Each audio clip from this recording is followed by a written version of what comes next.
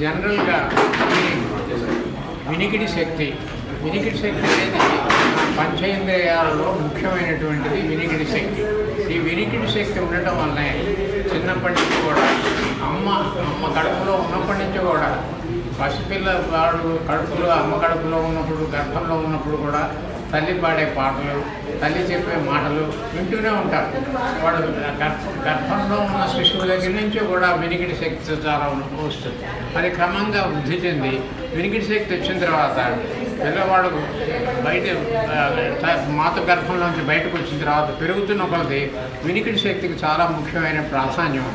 ఏ విధమైన ప్రాధాన్యం ఏంటంటే, మనం పంచేంద్రియాల్లో ఎలాగైతే మనం వినగలుగుతున్నామో, వింటేనే కానీ మనకి మంచి విషయాలు తెలియవు. మనం వింటేనే కానీ భగవంతుడి మీద భక్తి పాటలు పాడలేము. మనం వింటేనే కానీ విద్యాభ్యాసం చేయలేము. మనం వినికిడి శక్తి లేకపోయినప్పటికీ విద్యాభ్యాసం ఉండదు, భగవంతుడి మీద భక్తి ఉండదు, శ్రద్ధ ఉండదు, పెద్దలు చెప్పే మాటలు ఆలకించి ఆచరించేటటువంటి ఆసక్తి ఉండదు. మనం వినికిడి శక్తి లేకపోయేటప్పటికీ ఏ విధమైనటువంటి పురోగతి జరగదన్నమాట.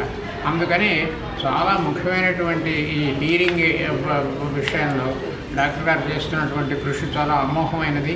ఈ విధమైనటువంటి స్వయం సేవా శక్తి సంఘాలు మధ్య చాలా ఎక్కువ రావాలని చెప్పి, డెసిబుల్ డాష్ అని చెప్పి 2025 అని చెప్పి డాక్టర్ గారు చేస్తున్నారు.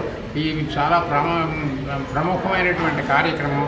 దీనికి అందరూ కూడా వచ్చి దానివలన బెనిఫిట్ చెందాలని చెప్పి నేను కోరుకుంటున్నాను. మనస్ఫూర్తిగా డాక్టర్ గారిని అభినందిస్తున్నాను. Thank you.